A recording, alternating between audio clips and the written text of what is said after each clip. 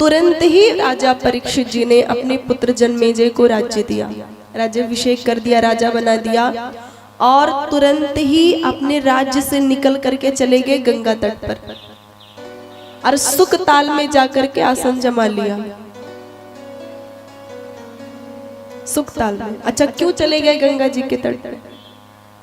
वहीं पे रह के भजन करते, अपने घर पे रह के गंगा तट पे क्यों चले गए? तो बोले बात यह है कि राजा परीक्षित जानते थे कि जब मैं मरूंगा तो मुझे गंगा तट पे ही ले जाएंगे जलाने के लिए, तो मैं 4 कंधों पे सवार होके जाऊंगा, तो क्यों ना ऐसा करूं कि मैं खुद चला जाऊं, 4 कंधों पे ना जाना पड़े, अपने पैरों से पहुंच जाऊं।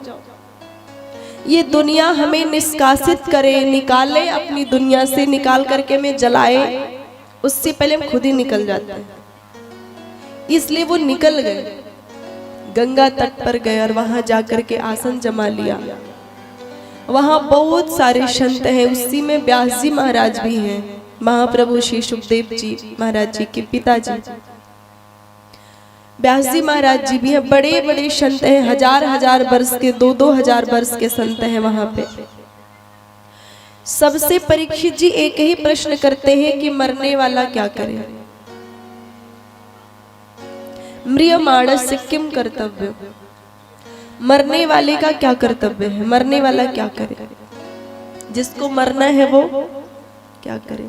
तो बताओ मरना किसे है, किसे मरना है? केवल परीक्षित जी को नहीं मरना है, एक दिन हम सबको मरना है। और परीक्षित जी के पास तो 7 दिन की गारंटी है, वो 7 दिन से पहले नहीं मरेंगे, पर हमारी तो 7 मिनट की भी गारंटी नहीं, हमारी तो 7 सेकंड की भी गारंटी नहीं है, उनके पास गारंटी है। तो ये जो प्रश्न है कि मरने वाला क्या करे, ये केवल परीक्षित जी के लिए नहीं है, बल्कि पूरे विश्व के लिए, सबके लिए है। जिसका जन्म हुआ है सबको मरना है, और 7 दिन में ही मरना है। हफ्ते में कितने दिन होते हैं? 7 दिन होते हैं ना हफ्ते में, तो इसे 7 दिन में किसी दिन मरना है। 8वां दिन तो आएगा नहीं, हिरण्यकश्यप के लिए आया रहा होगा। 7 दिन के भीतर ही हम सबको भी मरना है। तो मरने वाला क्या करे, हम सबको भी सुनना है। संतों से पूछा उन्होंने, संतों ने इसका उत्तर दिया कि मरने वाला भजन करे, कीर्तन करे। लेकिन परीक्षित जी उस उत्तर से संतुष्ट नहीं हुए। कभी कभी आप कोई प्रश्न करते हो, किसी से पूछते हो कुछ, वो बताता भी है तो आपका मन संतुष्ट नहीं होता, आपको लगता है अरे नहीं, मन शांत नहीं हुआ, समझ में नहीं आता। और ये केवल आपकी प्रॉब्लम नहीं है, आप ऐसा मत समझो कि मेरे में कमी है इसलिए मुझे समझ नहीं आ रहा है। परीक्षित जी के साथ भी ऐसा हुआ। जरूरी नहीं है कि आपके प्रश्न का उत्तर कोई दे और आप संतुष्ट ही हो जाओ। जब सच में आपके प्रश्न का एकदम क्लियर साफ उत्तर मिलेगा, स्पष्ट, तभी आपको समझ आएगा। तो परीक्षित जी का मन संतुष्ट नहीं हुआ उन लोगों के उत्तर से। अभी वो प्रतीक्षा में थे कि कोई उत्तर बताए इसका कि मरने वाला क्या करे। उन्होंने बताया, सबसे पूछ रहे हैं मरने वाला क्या करे, मरने वाला क्या करे। पूछ ही रहे थे और तब तक क्या हुआ, उसी बीच में महाप्रभु श्री सुखदेव जी का आगमन हुआ। श्री सुखदेव जी महाराज की, सुखदेव जी महाराज जी का आगमन हुआ। और सुखदेव जी महाराज जो हैं वो 16 वर्षीय, 16 वर्ष के हैं। और सुखदेव जी महाराज कैसे हैं? बोले चंचल हैं। कैसे हैं सुखदेव जी महाराज? चंचल हैं। उनके आगे पीछे उनको बच्चों ने घेरा हुआ है, स्त्रियों ने, बच्चों ने घेरा हुआ है उनको। और वो चंचल स्वभाव के है, नटखट है वो। जिसका मन जितना ही गंभीर होता है, देखो नदी जो होती है, नदी गहराई में जितनी शांत होगी, जितनी गहरी नदी होगी, नदी जितनी शांत होगी, उसका किनारा उतना ही नर्तन करता है, झूमता है। तो उनका चित्त शांत हैं, वो थोड़े नटखट हैं। आए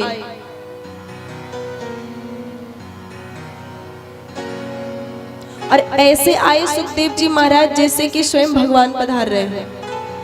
ऐसा लगा कि साक्षात भगवान पधार रहे हों। जब परीक्षित जी महाराज उत्तरा माता के गर्भ में थे और अश्वत्थामा ने ब्रह्मास्त्र छोड़ा था, तो उस समय भी भगवान ने ही जाकर के रक्षा की थी। जब एक ब्राह्मण ने बाण छोड़ा था तब भी भगवान ने ही रक्षा की थी। और आज जब एक संत, एक ब्राह्मण के पुत्र का वाग बाण श्राप लगा है, तो आज भी भगवान ही सुखदेव जी के रूप में आकर के उनकी रक्षा करेंगे। और देखो सुखदेव जी महाराज अपने आप आए, वो अपने आप ही विचरण करते हैं, उनको कोई बुलाता नहीं, उनको कोई बुला नहीं सकता, वो अपने आप ही विचरण करते हैं। और विचरण करते करते कैसे आकर के वही परीक्षित जी के निकट ही बैठ गए, भगवान का ही संकेत आकर के विराज गए। तत्राभवत् भगवान व्यासपुत्रो तत्राभवत् भगवान यदृक्षया गामट्टमानुपेक्षा अलक्ष्यलिङ्गो निजलाभतुष्टो मृताशबाले रवधूतवेषः तत्राभवत् भगवान् व्यासपुत्रो तत्राभवत् भगवान्।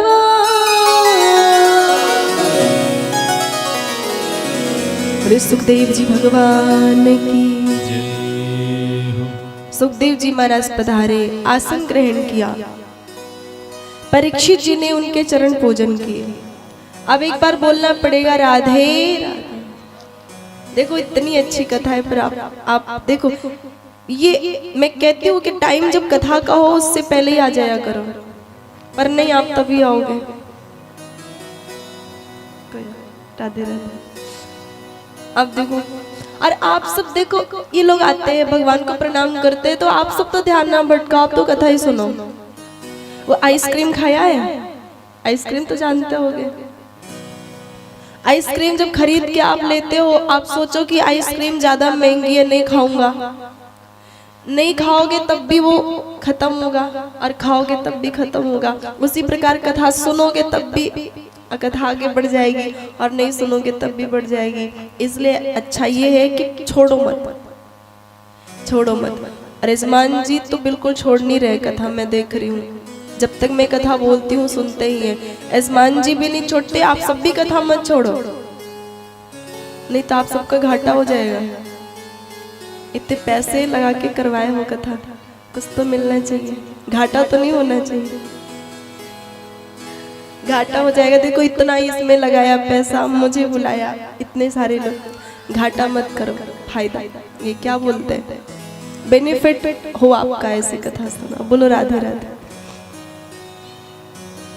सुखदेव जी महाराज विराजे हैं, परीक्षित जी ने चरण पूजन किया है, वंदन किया है, और अब वो सुखदेव जी महाराज से कहते हैं कि बताओ मरने वाला क्या करे, आप हमारे प्रश्नों का उत्तर दीजिए, मरने वाले को क्या करना चाहिए।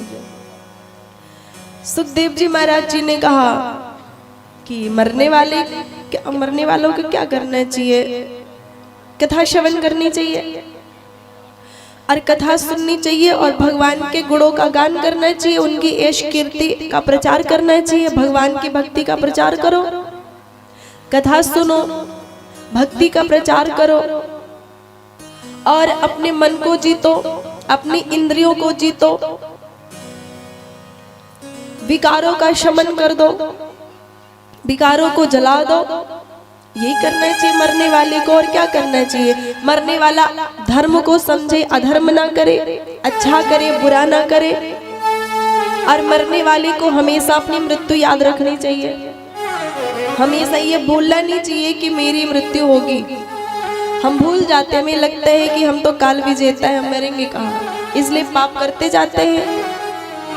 कभी कभी शमशान का चक्कर लगा लेना चाहिए 1-2 महीने में। इससे हमारी सच्चाई हमें याद रहती है कि हाँ, करोड़ों लोग, करोड़ों करोड़पति यहाँ पे राख बन के पड़े हैं। याद रखे, मृत्यु को याद रखे। मरने वाला क्या करे? बस कथा सुने, कीर्ति गुणगान करे, इंद्रियों को जीते, मन को जीते, यही है। श्वास को जीते, श्वास को जीते, आसन को जीते। एक बार बैठते हो तो एकदम कभी इधर कभी उधर, कभी इधर कभी उधर, बिल्कुल इतने चंचल, इतने चंचल, गंभीरता तो है ही नहीं बिल्कुल, इतने चंचल। तो मरने वाला आसन को जीते, श्वास को जीते। परीक्षित जी तो हक्के बक्के रह गए, महाराज 7 दिन का समय है, कितना कितना हम क्या कर लेंगे, इतना काम कैसे हो पाएगा 7 दिन में। तब महाप्रभु सुखदेव जी ने कहा ठीक है, मरने वाले को ये काम करने चाहिए, पर यदि वो ना कर सके ये काम तो भागवत सुन ले, ये सहज है, भागवत सुन ले। जैसे आप दाल बनाओगे, चावल बनाओगे, रोटी बनाओगे, सब्जी बनाओगे, बहुत सारी चीजें बनानी पड़ेंगी, पर आप खिचड़ी बना दो, सब आ जाएगा उसी में, दाल चावल सब्जी, उसमें आप आटा भी डाल सकते हो। तो आपको बहुत सारी चीजें बनानी होंगी, पर खिचड़ी बना दोगे सब बन जाएगा। उसी प्रकार आपको बहुत चीजें करनी पड़ेंगी, पर बहुत चीजें ना कर सको तो भागवत सुन लो, भागवत श्रवण कर लो। अब परीक्षित जी प्रसन्न हो गए, बोले महाराज आपने इतनी अच्छी बात की, ठीक है